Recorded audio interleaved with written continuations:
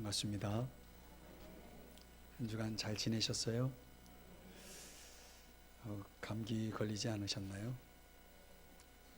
네. 추위는 추위로 이겨야 되고 더위는 더위로 이겨야 된다는 말도 있습니다. 아무튼 여러분들 건강 유의하시고 제 허락 없이는 감기 걸리지 마시고 그렇게 잘 지내셨으면 좋겠습니다. 심리학자로 잘 알려져 있는 빅터 프랭클이라고 하는 여러분들이 아마 이 이름을 들어보셨으리라고 생각이 되는데요.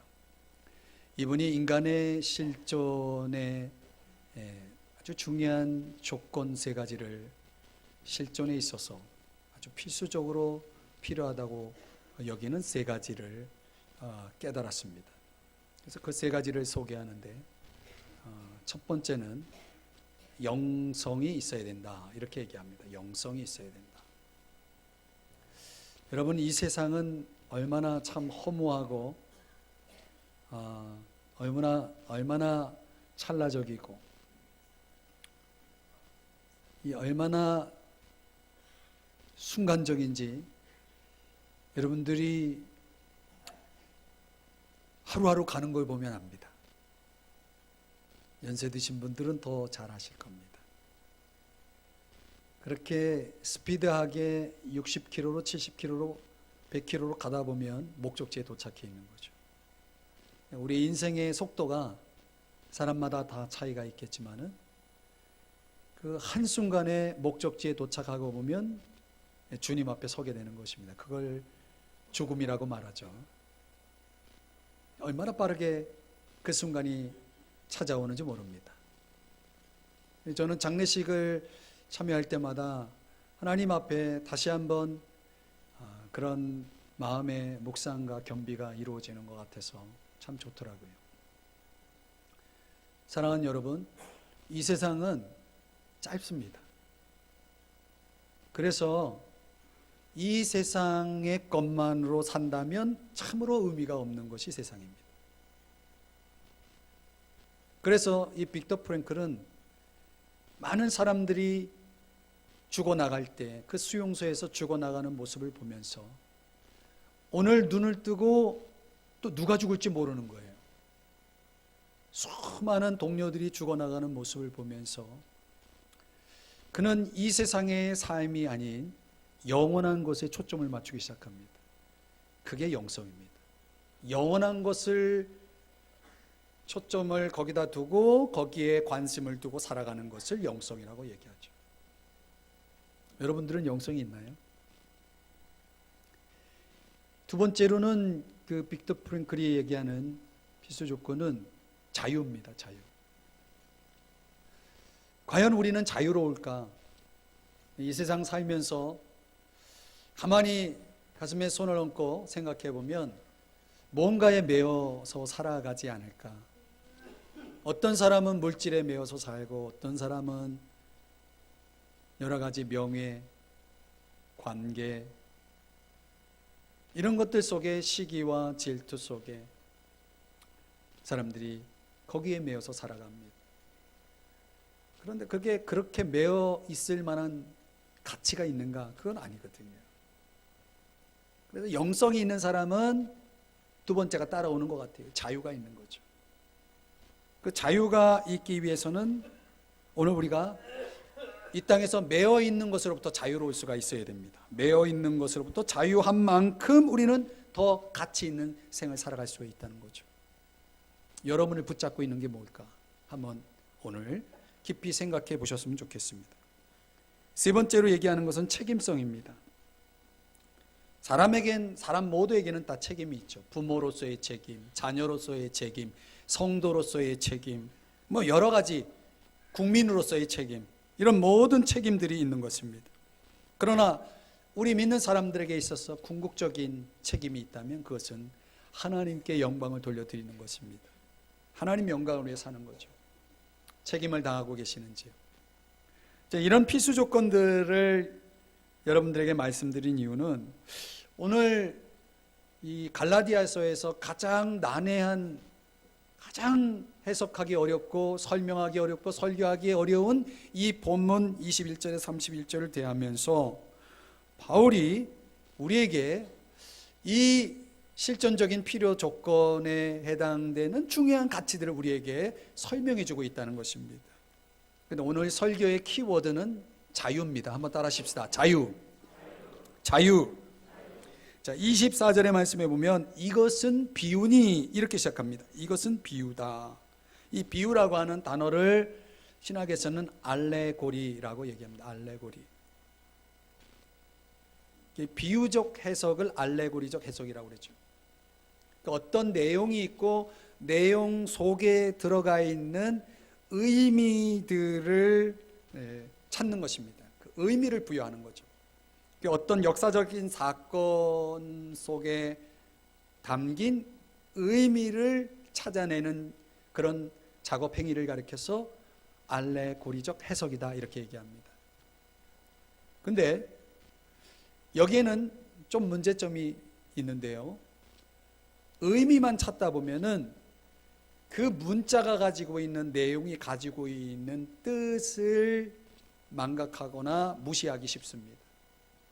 그래서 성경의 해석학에서는 건강하고 건전하고 복음주의적인 올바른 해석은 문자와 의미 두 가지를 다 분석하고 연구하고 그래서 거기서 적용을 찾아내는 그런 해석적 방법을 이야기를 합니다. 근데 이단들은 좀 신천지 같은 이단들은 아주 편파주의에 빠져가지고 자기들이 마치 해석학의 독점권을 가지고 있는 것처럼 자기들만의 해석이 옳고 다른 모든 정통교회에서 말하는 성경적 가르침은 잘못된 것이다라고 그렇게 주장을 합니다. 그런 편파주의가 어디 있습니까? 성경에는 여러 종류의 여러 유형의 책들이 들어 있습니다. 율법서가 있고 역사서가 있고 시가서가 있고 선지서가 있고 복음서가 있고 서진서가 있고 여러 가지 그 유형의 성경책들이 존재하는데 그 성경책을 하나의 해석적 방법으로 들여다보는 것만큼 무식한 사람이 없는 것입니다. 이단들은 그렇게 하고 있는 거죠.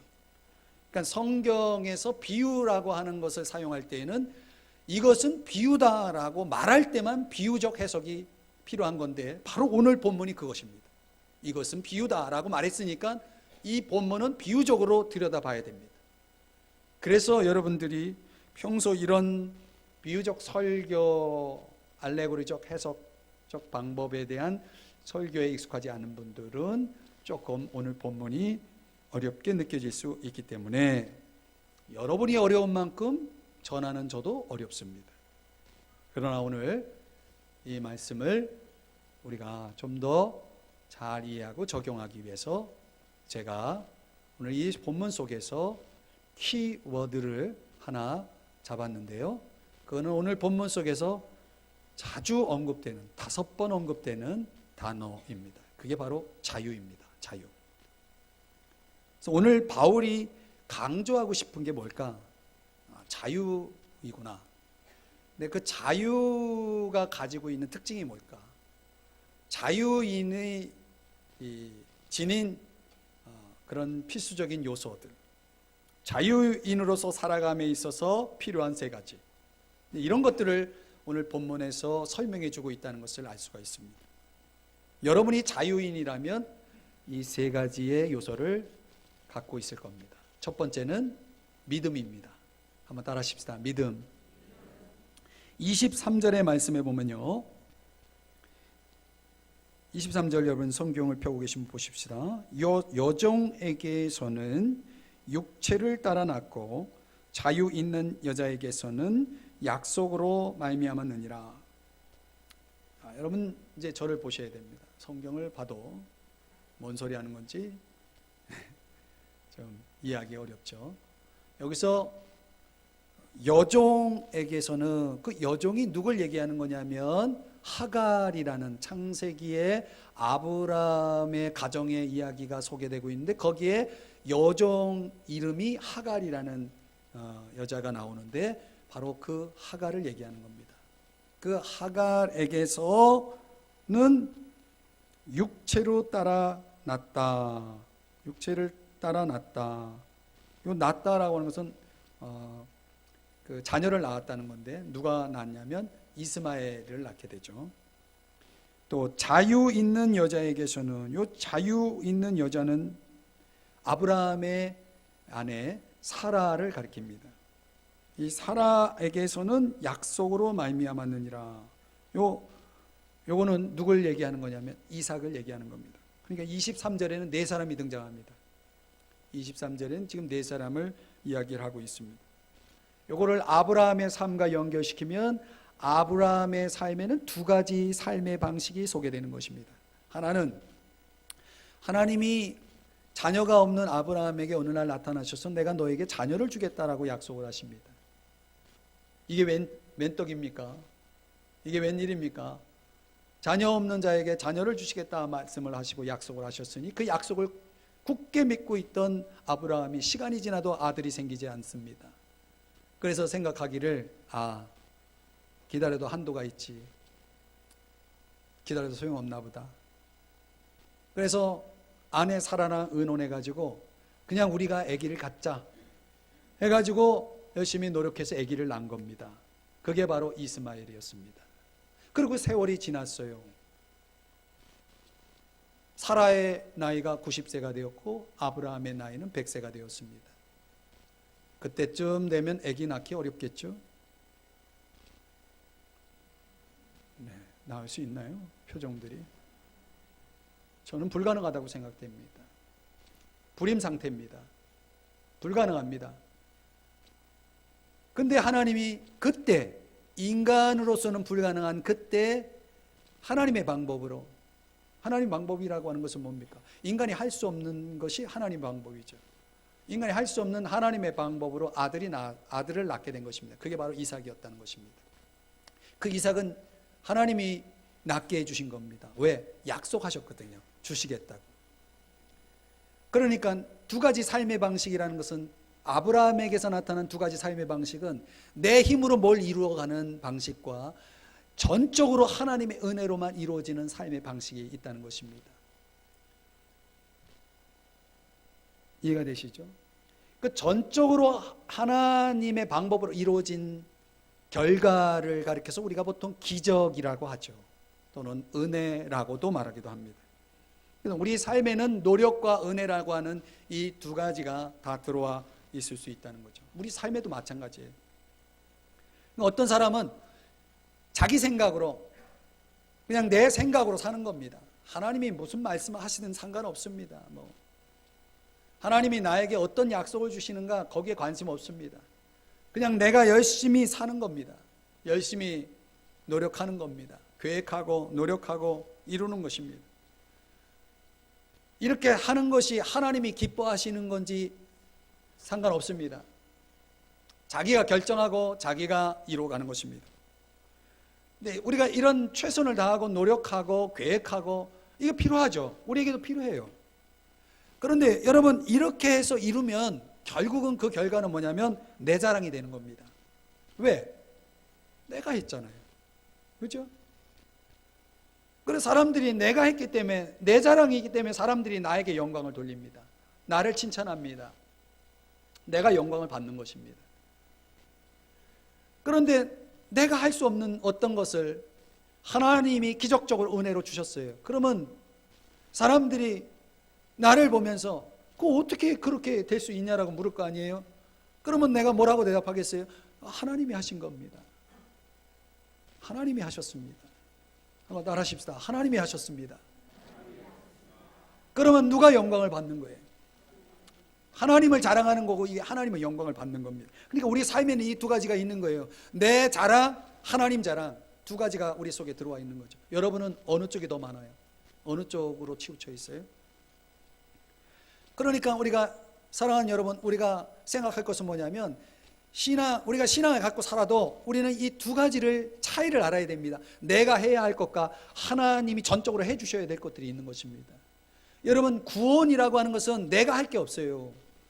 이건 전적으로 하나님이 은혜로 우리에게 주시는 겁니다. 그래서 그것이 은혜이기 때문에 우리에게 필요한 건 뭡니까? 믿음입니다, 여러분. 그냥 우리는 믿기만 하면 되는 거. 내가 할 게 없어요. 그게 구원입니다. 그러면 내가 믿어야 되는데 그냥 내가 믿고 싶은 걸 믿는 것은 믿음이 아닙니다. 내가 믿고 싶은 것만 믿는 건 믿음이 아닌 것입니다. 믿음의 근거는 말씀입니다. 말씀대로 믿어야 믿음입니다. 그러면 여러분, 말씀대로 믿으려면, 제대로 된 믿음을 가지려면 어떻게 됩니까? 말씀을 들어야죠. 그래서 믿음은 들음에서 나고 들음은 말씀으로, 그리스도의 말씀으로 말미암았느니라. 로마서 10장 17절에서 말씀을 하고 있는 것입니다. 그건 하나님의 말씀을 듣는 신앙이 믿음 신앙이고, 그 들은 대로 사는 신앙이 믿음 신앙인 것입니다. 그래, 하나님이 자꾸 하나님을 믿으니까, 하나님을 믿으면 하나님이 개입하십니다. 은혜를 주십니다. 기적을 이루어 주십니다. 그래서 그런 사람들의 삶의 고백이 뭡니까? 아, 이것도 하나님이 하셨습니다. 이것도 하나님이 하셨습니다. 여러분, 스토우라고 하는 여사 부인이 있는데요, 이분 소설가입니다.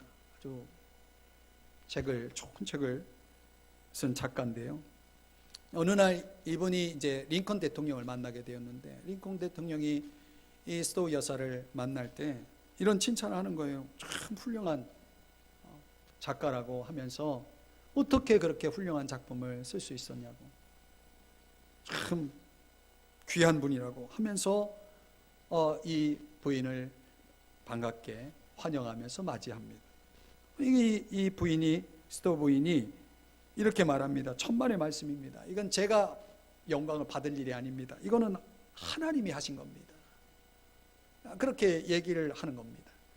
그래, 또 잠시 후에는 이제 링컨 대통령을 향해서 이 스토우 부인이 또 얘기합니다. 어떻게 그 어려운 전쟁에서 승리할 수 있었냐, 남북전쟁 말입니다.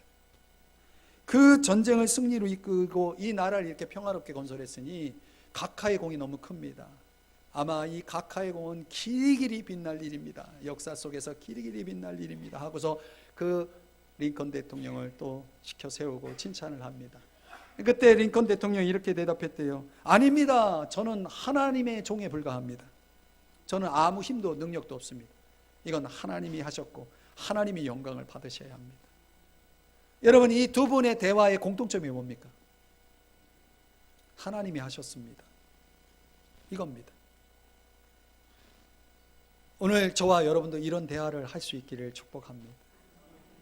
여러분, 내가 하는 것과 하나님이 하는 것 비교하면 누구께 더 나을 것 같아요?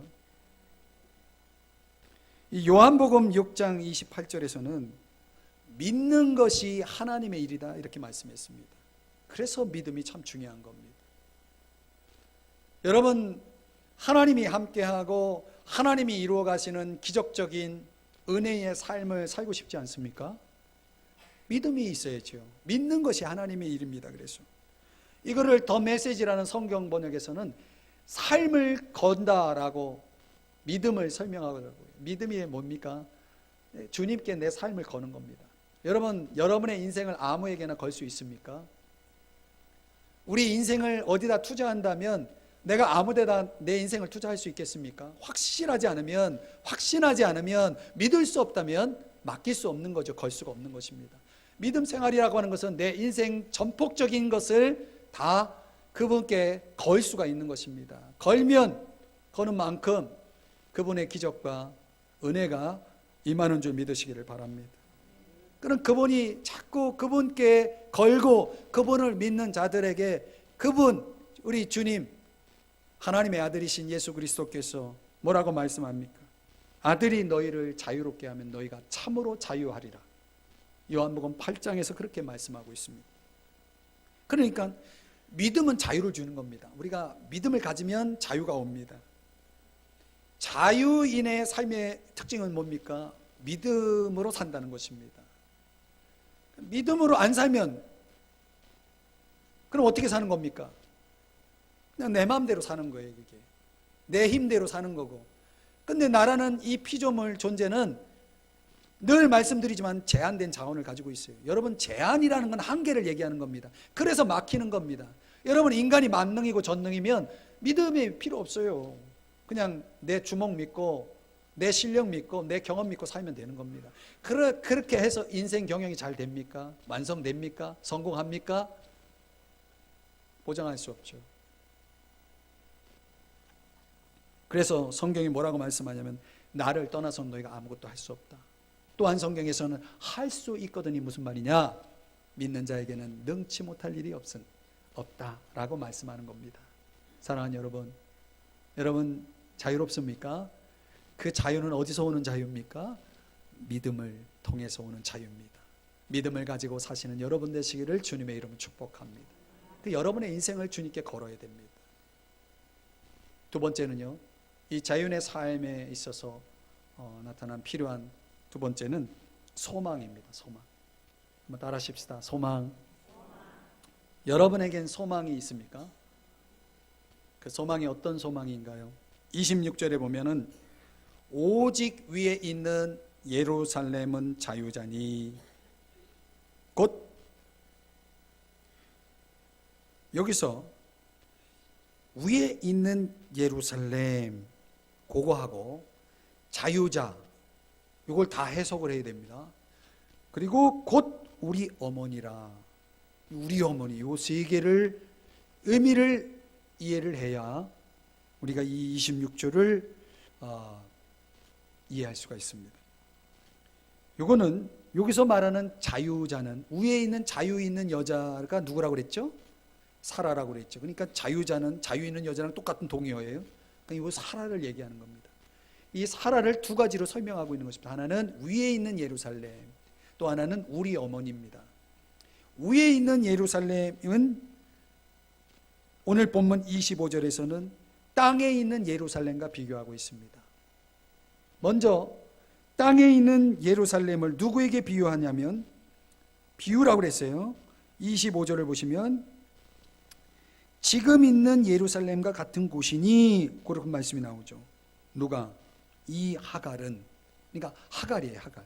여종 하갈을 땅에 있는 예루살렘으로 비유하고 있고, 위에 있는 예루살렘은 사라에게 비유하고 있습니다. 이 말은 무슨 얘기입니까? 땅에 있는 예루살렘, 지금 있는 예루살렘은 당시 성경을 기록할 때에 그때의 땅에 있는 예루살렘은 로마의 지배하에 있는 자유가 없는 예루살렘이었습니다. 그래서 유대인들은 자유가 없는 예루살렘에서 살고 있었어요. 그들 역시 자유가 없었고요. 그런데 반면에 하늘에 있는 예루살렘, 위에 있는 예루살렘은 자유가 있는 것입니다. 그리고 아주 영광스러운 것입니다. 땅에 있는 예루살렘은 아주 치욕스러운 것이었다면 위에 있는 예루살렘은 아주 영광스러운 것이었다는 것입니다. 여러분, 우리가 이 땅에 사는 동안 이 땅의 예루살렘, 땅에서 우리가 볼 수 있고 누릴 수 있는 것들은 얼마나 불완전하고 얼마나 문제가 많은지 모릅니다. 갈등도 많고. 그래서 여러분, 위에 있는 예루살렘이라는 것이 우리에게 필요한데, 사라가 위에 있는 예루살렘이기 때문에 이 예루살렘이 사라에게 있다는 것입니다. 위에 있는 예루살렘이 사라에게도 있다는 것입니다. 그런데 이 사라가 우리 어머니래요. 이거는 뭘 강조한 거냐면 아브라함의 언약을 강조한 겁니다.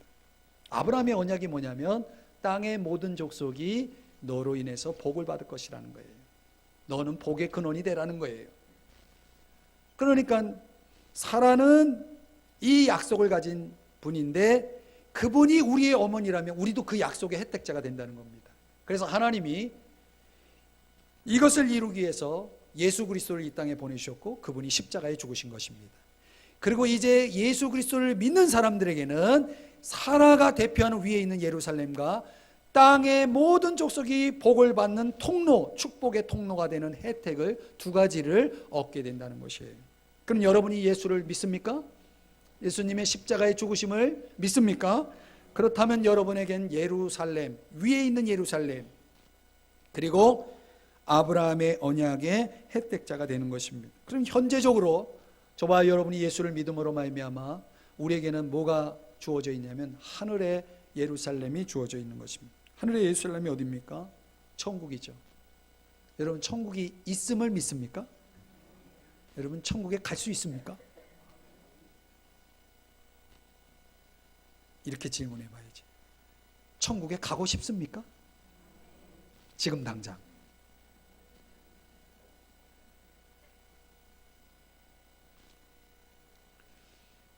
천국에 가는 때는 누가 정합니까? 이런 기도 해본 적 있습니까? 주님, 저 좀 빨리 좀 데려가 주세요. 이런 기도 해본 적이나 아니면 들어본 적이 있습니까? 정말 우리에게는 천국에 대한 믿음이 있을까요? 정말 우리에게는 천국 갈 확신이 있을까요? 믿음이 있을까요? 정말 천국에서 하늘의 예루살렘에서, 영광스러운 예루살렘에서, 자유 있는 예루살렘에서 영원한 삶을 살 것에 대한 믿음과 확신이 있는가? 있다면 소망도 있어야 되겠죠. 소망도 있어야 되겠죠. 그래서 바울은 늘 그런 고백 속에서 살죠. 내가 차라리 주님 앞에 빨리 갔으면 좋겠다. 바울도 이런 기도를 했어요. 그러나 이게 내 마음대로 되는 게 아니에요. 천국 가고 싶어도 다 때가 있는 거예요. 누가? 하나님이 정한 때. 그러니까 바울은 이렇게 고백을 바꿉니다. 살든지 죽든지 내 몸에서 그리스도가 존귀되기를 원합니다. 이게 바울의 고백이었다는 것입니다. 그러니까 아브라함도 사라도 그 믿음과 소망 속에 살았다는 거예요. 그럼 오늘 우리가 정말 하늘나라의 소망이 있는지 없는지를 어떻게 알 수 있을까? 27절입니다. 거기 끝부분에 보면은 홀로 사는 자의 자녀가 남편 있는 자의 자녀보다 많음이라. 이게 이사야 54장의 말씀에 대한 인용인데, 여러분 저를 보세요. 봐도 이게 무슨 얘기인지 못 알아들으실 거예요. 의미적으로 보면 홀로 사는 자라고 하는 뜻은 과부라는 뜻입니다. 이 과부에게는 두 가지 상황이 있을 수 있어요. 자녀가 없는 과부, 또 하나는 자녀가 적은 과부. 그런데 구약 성경 시대에는, 구약 시대에는 자녀가 없다는 건 수치고 모욕입니다. 저주입니다. 불행입니다. 자녀가 많으면 많을수록 이건 하나님이 내게 축복을 주셨다라는 그런 믿음, 그런 생각을 갖고 사는 것입니다. 그 시대는 그랬습니다. 그런데 갑자기 자녀들이 많아진다는 거예요. 근데 이거는 1차적으로 누구에게 적용되는 거냐? 사라는 자녀가 없다가 자녀가 생겼습니다.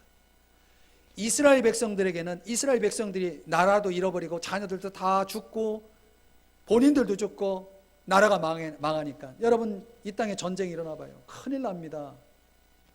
남는 거 없습니다. 다 죽는 겁니다. 이스라엘 나라가 그렇게 된 거예요. 겨우 살아남은 사람들이 어디로 갔냐면 바벨론으로, 포로로 잡혀간 것입니다. 이제 이 지구상에서 또 역사 속에서 그 나라는 없어진 것입니다. 이스라엘이라는 나라는 없어졌어요.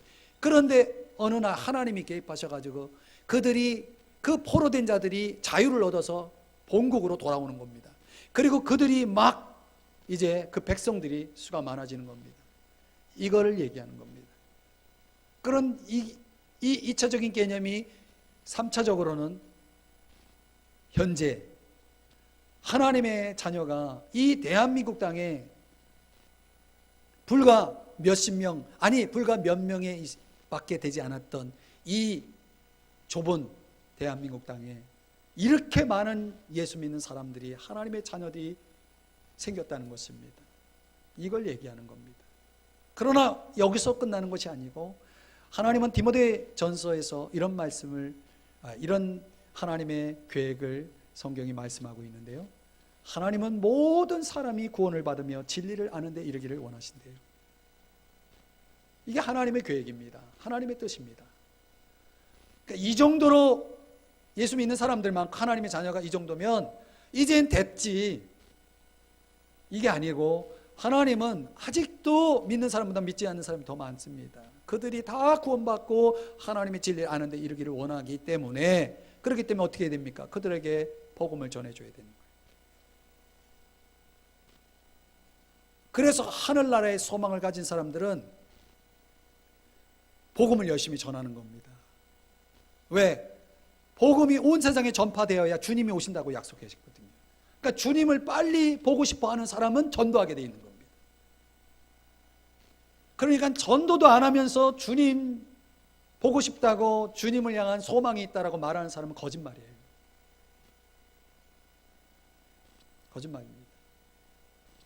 여러분, 우리가 하늘나라 저 위에 있는 예루살렘을 소유하고 산다면 여러분이 하나님의 자녀들이 많아지도록 하는 하나님의 교회에 참여하셔야 됩니다. 그 동참하셔야 됩니다. 그렇게 하고 계시나요? 사랑하는 여러분, 위를 소망하며 살면 땅의 것에 자유로울 수 있습니다. 골로새서 3장 1절에 보면 위의 것을 찾으래요. 그리고 골로새 3장 5절에서는 땅에 있는 지체를 죽이래요. 그 지체가 뭐냐 했더니 음란과 부정과 사욕과 악한 정욕과 탐심. 이 사람들이요, 위의 소망을 갖지 않으면 그 사람 반드시 땅의 소망을 갖게 돼 있어요. 이 두 가지를 다 갖는 건 불가능합니다. 하나님과 재물을 겸하여 주인으로 섬길 수 없다라고 성경이 말씀하고 있죠. 저 위의 것과 아래 것을 같이 겸하여 찾을 수는 없는 것입니다. 자유인은요, 그래서 위를 향한 소망으로 사는 것입니다. 하늘 소망은 땅의 것에 자유를 줍니다. 땅의 것으로부터 자유가 있는 것입니다. 여러분, 이 세상에 여러분에게 주어진 것들 하나님이 부르시면 다 여러분 거 아닙니다. 지금은 여러분 것이죠. 그거 여러분 거 아닙니다. 여러분 하나님의 부름을 받으면 여러분 빈손으로 가는 겁니다. 정확하게 말하면 여러분의 것은 하나님의 것이고 하나님이 맡겨주신 겁니다. 그래서 저 위에 있는 분을 자꾸 생각하면, 저 위를 자꾸 소망하게 되면 집착하지 않게 되는 겁니다. 연연하지 않게 되는 것입니다. 자유롭게 되어지는 것입니다. 그 자유는 능력입니다. 그래서 이 세상을 이길 수 있는 겁니다. 사람이 죽고 사는 문제는, 이 세상에서 죽고 사는 문제로 매달리는 것은 사실 그것이 사실은 아닙니다. 그것이 나를 죽일 수가 없습니다. 돈이 나를 죽일 수 있습니까? 명예가 나를 죽일 수 있습니까? 자존심이 나를 죽일 수 있습니까? 못 죽여요. 죽여보세요. 주님이 다시 살리지. 부활의 신앙을 가지고 하늘나라의 영원한 소망을 가지고 사는 사람들이 무엇이 나를 죽인다고 달려들어도 나는 죽을 수가 없는 것입니다. 이게 자유고 이게 능력인 것입니다. 여러분 위를 보세요. 거기에 소망이 있는 것입니다. 땅의 소망은 지나가는 것입니다. 사라지는 것입니다. 이것 또한 지나가는 것입니다. 그 지나가는 것에 여러분의 인생을 걸겠습니까? 영원한 것에 인생을 걸겠습니까? 영성을 가지셔야 돼요. 위에 소망을 가지고 살아가는 여러분 되시기를 주님의 이름으로 축복합니다. 그래서 세 번째는 진리에 대한 사랑이 있다는 거죠. 사랑을 갖고 삽니다. 30절에 보면 여종과 그 아들을 내쫓으라 라는 말씀이 나옵니다. 이게 창세기 21장에 보면, 자, 저를 보세요. 이런 말입니다. 아브라함이 사라와 인간적인 방법으로 해서 낳은 이스마엘이 이제 첫째 아들이고, 그리고 이제 하나님이 약속하셔서 기적적으로 낳은 아들이 이삭 둘째 아들인데, 이 첫째 아들 이스마엘이 이삭을 자꾸 괴롭히는 거예요. 조롱하고 박해하고 괴롭히는 것입니다. 근데 이스마엘은 여종의 아들이거든요. 여종의 아들은 종이라는 얘기입니다. 아니, 종이 주인의 아들, 주인을 조롱하고 핍박하고 있는 거예요. 그러니까 주인의 아내 사라가 가만히 있겠습니까? 안 됩니다. 여기를 이 이 여종과 이 아들을 쫓아내야 됩니다. 어차피 유업을 같이 이어받을 수는 없습니다. 유업은 당연히 아들이 받아야지 종이 받을 수는 없잖아요. 그러니까 쫓아내십시오 라고 말합니다. 결과적으로는 그렇게 됐습니다. 이거는 비유입니다. 비유로 그 바울이 이걸 가지고 와서 뭘 설명하냐면, 지금 유대주의자들이 갈라디아 교인들, 그리스도인들을 핍박합니다. 자기들이 유업을 받을 유일한 민족이라고 착각하면서, 왜? 아브라함의 후손이니까 유업을 받을 거라고 착각하면서 율법을 열심히 지키면서 하나님의 유업을 받을 거라고 주장하면서 예수 믿는 사람들을 지금 핍박하고 있는 것입니다. 근데 바울이 뭐라고 얘기합니까? 쫓김을 당한 사람이 누구냐면 사라와 이삭이 아니라 하갈과 이스마엘이듯이, 그들 바로 유대인 너희들이 유업을 받지 못할 내 쫓김을 받는 그들이다라고 이 비유를 가지고 설명을 하고 있는 것입니다. 그러니까 이삭은 뭡니까? 약속의 자녀죠.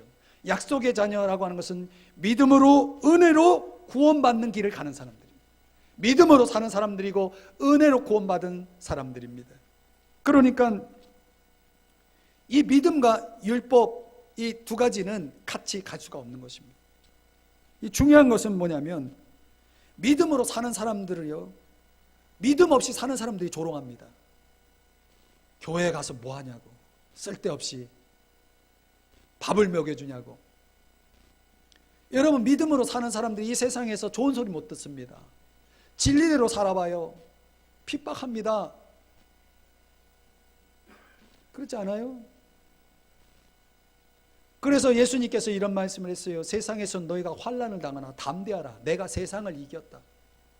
요한일서 5장 4절에서는 세상을 이긴 이김은 이것이니 곧 우리의 믿음이다 라고 말씀했습니다. 그래, 우리가 믿음으로 진리대로 하나님 뜻대로 살아가면 갈수록 세상은 우리를 싫어합니다. 미워합니다. 조롱합니다. 핍박합니다. 그래도 우리가 그렇다고 어떻게 해야 되겠습니까? 그들의 비위를 맞추면서 살아야 되겠습니까? 그런 걸 가르쳐서 회색지대라고 얘기하는 거예요. 그래서 사람들이 타협을 합니다. 그러니까 중요한 것은 함께 할 수 없는 것을 내보내는 작업이 필요하다는 거죠. 교회가 할 일이 뭡니까? 진리를 지키는 일입니다. 교회 안에는 진리가 아닌 것을 내보내야 됩니다. 반대로 말하면 진리에 헌신하고 진리를 사랑해야 되는 것입니다. 의견 차이와 거짓 교훈은 구별되어야 합니다. 의견 차이는 있을 수 있습니다. 그러나 거짓 교훈, 거짓 진리는 없는 것입니다. 안 됩니다. 그래서 진리를 반대하고 하나님을 반대하는 것은 버려야 되고 끊어야 되고 단절해야 한다는 것입니다. 오늘날은 진리가 모호해졌습니다. 다 진리인 듯, 모두가 진리인 듯 그렇게 수용적입니다. 예수 믿는 사람들이 점도 보고 굿도 하고 못하는 게 없습니다. 믿는 사람들이. 그리고 주일날 교회 와서 예배드리고. 이게 뭡니까? 중간지대, 회색지대입니다. 여러분 말씀드립니다. 신앙은 회색지대가 없습니다. 중간지대가 없습니다. 이거 아니면 이겁니다. 그러니까 여러분, 우리가 진리의 편에 서든 세상의 편에 서든 둘 중 하나입니다. 진리에 확실하게 서지 못하면 반드시 그 사람은 교회를 떠나게 되어 있습니다. 제가 반드시라고 말했습니다. 진리에 서지 못한 사람이 교회 생활에 적응할 수가 없어요. 교회 생활을 버틸 수가 없어요. 그런 여러분, 진리에 선 사람은 시험 들어서 교회를 나가도 다시 돌아옵니다. 그게 저였어요. 저도 교회를 떠나본 적이 있는 사람입니다. 청년 때 예수 믿다가 어떤 인간이 싫어서. 그래서 그 인간 때문에 교회를 떠났는데 가만히 생각한 제가 억울해요. 그래서 제가 다시 주님 때문에 교회로 돌아갔습니다. 그 은혜 받고 제가 지금 목사가 되어 있습니다. 사랑하는 여러분, 제가 말씀드리고 싶은 건 이겁니다. 교회를 떠나면 안 됩니다. 그러면 세상에 빠지든 이단에 빠지든 빠지게 되어 있습니다. 내쫓으라라고 하는 것은, 이거는 긍정적으로 말하면 하나님께 속한 것을 지키라는 것입니다. 옛날에 이 1919년 아주 오래된 일인데, 그때 파리에서 개최된 평화회담이 있었다고 합니다. 그 아랍 대표들과 이제 중재 역할을 맡은 이 토마스 로렌스라고 하는 사람이 있었는데요. 이제 그들 아랍 대표들을 이제 초대해가지고 회담하면서 아주 최고급 호텔에다가 방을 예약해놓고 그들과 이제 회담을 진행하는 겁니다. 근데 그때 일어난 일화인데, 글쎄 이 아랍 대표들이요, 그 최고급 호텔에 들어와가지고 깜짝 놀란 거예요. 뭘? 아랍 대표들은 어디에 삽니까? 사막이잖아요. 근데 사막에서는 볼 수 없는 이 물이, 그 귀한 물이 꼭지를 쫙 트니까 줄줄줄줄 나오고 막 그걸 보면서 막 놀란 거예요. 야, 물을 이렇게 귀한 물을 이런 곳에서도 그냥 이렇게 막 받을 수 있고 사용할 수 있구나. 그 수도꼭지가 저게 너무 마음에 든 거예요. 그래 아랍 대표들이 무슨 일을 벌였냐면은 그 수도꼭지를 뜯어가지고 요거 아랍으로 가져가야 되겠다 해가지고 그걸 뜯는 거예요. 그래가지고 난리가 난 거예요, 호텔에서. 그거 왜 뜯냐고 그래 물었더니 이거 너무 신기해가지고 요거 가져가면 자기들도 사막에서 요거 돌리기만 하면 물이 나온 줄 알고 그걸 가져가려고 했다는 거예요. 이거 말도 안 되는 일이지만 실화래요. 1919년이니까 아주 오래된 얘기니까. 그래서 이런 말도 안 되는 일들을 이야기하면서 그 로렌스 그분이 이제 깨달은 건 뭐냐면 말도 안 된단 말이지. 이거 뜯어간다고 거기서 물이 나오냐 말이지. 뭐가 연결돼야 돼? 그 물을 받아낼 수 있는 관이 연결돼야 된다는 거예요. 그렇지 않습니까, 여러분? 여러분 수도꼭지만 갖고 있는 신앙들이 있어요. 그거 돌리면 물이 나옵니까? 은혜가 나옵니까? 뭐예요? 관이 연결돼야죠. 그 관이 뭐냐면 진리입니다. 저도 이걸 비유로 사용하는 겁니다. 진리의 관과 연결되지 않으면 여러분 아무리 수도꼭지를 열어봐요, 물이 나오나? 안 나오게 돼 있습니다. 날씨 춥다고 관이 얼었어요. 수도꼭지 열면 물이 나옵니까? 안 나옵니다.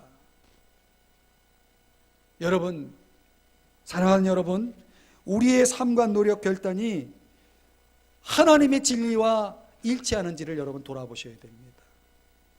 진리와 연결되어야 됩니다. 하나님이 원치 않는 것들은 여러분 버릴 수 있어야 됩니다. 반대로 하나님이 원하는 거라면 여러분 거기에 헌신해야 됩니다. 하나님 기뻐하시는 것에 순종해야 됩니다. 하나님이 기뻐하시는 것이 여러분을 드리기를 힘써야 되는 것입니다. 그렇기 때문에 저와 여러분은 말씀과 경건의 교훈에 열심히 집중하고 또 여러분의 삶을 헌신하는 것이 중요하다는 것입니다. 지금은 말세입니다. 말세 중에 말세입니다. 이 말은 무슨 얘기냐면 주님이 오실 날이 더 가까워졌다는 얘기죠. 소위 마지막 때라고도 얘기합니다. 그런데 여러분, 디모데 전서 후서를 읽어보면 마지막 때에 나타나는 징조로서 하나가 뭐냐면 믿음에서 떠나는 사람들이 많을 것이라고 얘기합니다. 가만히 보세요. 교회를 떠나는 사람들이 얼마나 많습니까? 여러분, 교회와 진리의 관이 연결되지 않아서 수도꼭지만 갖고 있으면 언제든지 어디서나 물이 쏟아질 거라고, 하나님 말씀이 쏟아지고 은혜가 쏟아질 거라고 착각하고 있는 사람들이 있습니다. 천만의 말씀입니다. 자유인은요, 진리에 대한 사랑과 헌신이 있어야 되는 것입니다. 그래야 세상의 거짓된 가치와 교훈에서 자유할 수 있습니다. 이제 결론을 맺겠습니다. 톨스토이가 이런 말을 하더라고요. 사람은 희망에 속느니보다 절망에 속는다. 스스로 만든 절망을 두려워한다. 무슨 일에 실패하면 비관하고 이제 인생이 끝장난 거라고 생각해버린다. 그러나 어떤 실패 속에서도 희망의 봄은 달아나지 않고 당신이 오기를 어느 삶의 길목에서 기다리고 있다는 사실을 알아야 한다. 기다리고 있대요. 그래서 여러분, 정리하면 인간의 끝은 하나님의 시작입니다. 인간의 절망은 하나님의 희망인 것입니다. 오늘 우리가 이 어려운 본문을 이제 정리하면서 우리는 정말 자유가 있느냐? 있다면 그 증거로 내 안에 하나님 말씀에 대한 확실한, 우리 주님에 대한 내 인생을 걸 만한 그런 믿음을 내가 갖고 있는가? 그 믿음이 있을 때에 자유를 준다고 했으니 믿음을 가지셔야죠. 여러분, 우리가 땅에 목매고 살고 있는데 천국 가고 싶겠어요? 주님이 천국 오라 하면 가시겠어요? 지금 여기가 좋사오니 하는데 천국 오라 하면 갈 수 있겠습니까? 여기가 천국이라고 믿고 살고 있는데, 그러면 여러분, 우리는 자유가 없는 것입니다. 매여 있는 것입니다. 언제든지 내려놓을 수 있는 준비가 되어야 됩니다. 여러분의 일도 여러분의 것이 아니고 여러분의 소유도 여러분의 것이 아닙니다. 그러니 여러분, 매이지 마시기 바랍니다. 청직이 하나님이 맡겨주신 줄 알고 감사하면서 또 여러분의 책임을 다하면서 살아야 될 줄 믿습니다. 그게 위에 있는 소망을 가지고 사는 사람들이, 그 진리에 대한 헌신 속에, 사랑 속에서 거짓을 분별하고 이 세상을 이겨나가야 됩니다. 그게 자유입니다. 진리가 자유를 주는 것입니다. 자유는 진리를 붙잡지 않으면 보장될 수 없는 것입니다. 그러니 여러분, 오늘의 결론은 믿음, 소망, 사랑이죠. 자유는 믿음, 소망, 사랑에서 온다는 사실입니다. 이 세 가지는 항상 있을 것인데, 여러분에게 이 세 가지가 있기를 축복합니다. 자리에서 일어나서 찬송 부르시고 축도로 예배 마칩니다.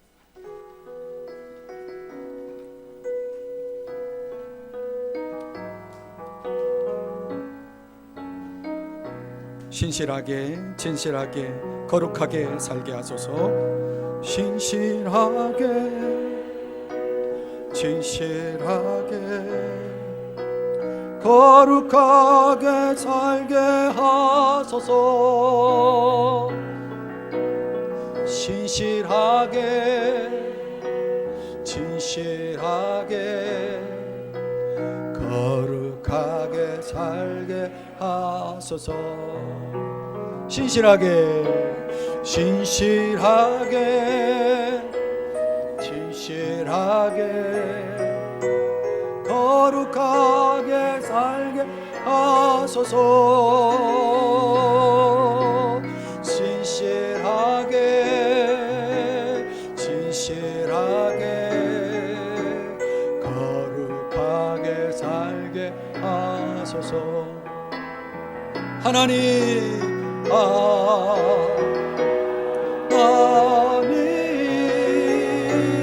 나의 마음 만져주소서. 주소서.